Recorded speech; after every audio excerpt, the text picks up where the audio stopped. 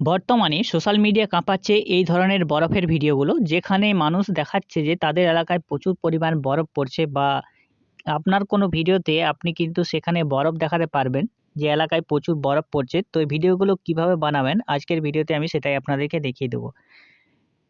এখন চলেছে শীতকাল। এই শীতকালে বরফের মরশুমে শীতকালে ঠান্ডার মরশুমে আপনি যদি এই বরফের ভিডিওগুলো আপনার সোশ্যাল মিডিয়া প্ল্যাটফর্মে আপনার ফলোয়ারও বাড়বে খুব তাড়াতাড়ি।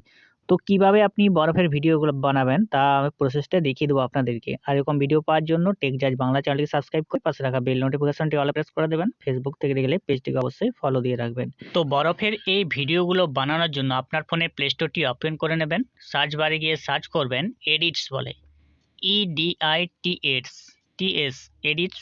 আপনি এই আইকনটি পেয়ে যাবেন। এডিটস লেখার পর এই আইকনটি পেয়ে যাওয়ার পর ইনস্টল করে নেবেন। আমার ক্ষেত্রে ইনস্টল করে রেখেছি, তো আপনারাও ইনস্টল করে নেবেন। অ্যাপটিকে আপনি ইনস্টল করে নেওয়ার পর আপনি ওপেন করবেন। তো ওপেন করার পর আপনার যে ইনস্টাগ্রাম রয়েছে, ইনস্টাগ্রাম অ্যাকাউন্ট, সেই অ্যাকাউন্টটা দিয়ে লগ ইন করতে হবে।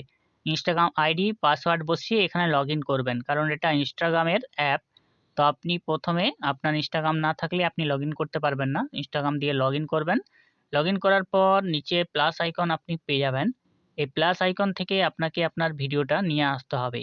তো ভিডিওটা এখানে গ্যালারি রয়েছে বা ক্যামেরা রয়েছে। তো ক্যামেরা বা গ্যালারি থেকে আপনি ভিডিওগুলো নিয়ে আসবেন। অবশ্যই ভিডিওটা আপনি যেটা নিয়ে আসবেন সেই ভিডিওটা 8 সেকেন্ডের মধ্যে হওয়া চাই। 8 সেকেন্ডের বেশি হলে কিন্তু ভিডিওতে স্নো এফেক্ট আর দেবে না। আপনাকে দেখতে হবে আপনার ভিডিওটা যেটা নিয়ে আসবেন সেটা 8 সেকেন্ডের মধ্যে হওয়া চাই। তো আমি একটা ভিডিও এখান থেকে সিলেক্ট করে নেব। করে নেওয়ার পর এখানে প্রেস করব। এরপর প্রসেসিং হবে, ভিডিওটা আমার ইয়েতে চলে আসবে। এরপর ভিডিওটা আমি 8 সেকেন্ড অবধি এখানে রেখে বাকিটা ট্রিম করে দেব।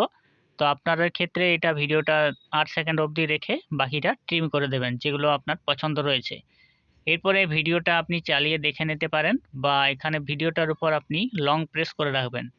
একবার টাচ করে রাখবেন ভিডিওটার উপর। টাচ করার পর নিচে আপনি স্ক্রল করে আসবেন। নিচে যে অপশনগুলো রয়েছে, এই নিচে স্ক্রল করে আসার পর একটি অপশন আপনি এখান থেকে পেয়ে যাবেন রিস্টাইল বলে। তো এখান থেকে রিস্টাইল বলে অপশনে সিলেক্ট করার পর এখানে স্নো এফেক্ট পেয়ে যাবেন। প্রত্যেকটি এফেক্ট রয়েছে এখানে, তার মধ্যে স্নো এফেক্টটিকে আপনাকে সিলেক্ট করতে হবে। স্নো এফেক্ট সিলেক্ট করার পর এখানে প্রসেসিং চলবে। বেশ খানিকটা সময় আপনার এখানে যাবে। তো স্নো এফেক্ট দেওয়ার পর আপনি প্রসেসিংটা এখান থেকে দেখে নেবেন। বেশ কিছুক্ষণ সময় আপনার লাগবে অবশ্যই। দেখুন আপনার ভিডিও তৈরি হয়ে গেছে। এখানে আপনি ভিডিওটাকে চালিয়ে দেখবেন ঠিকমতো চলছে কিনা। আর এখান থেকে ভিডিওটা আপনি দেখে নেবেন। দেখে নেওয়ার পর আপনি ভিডিওটাকে এক্সপোর্ট করে নেবেন।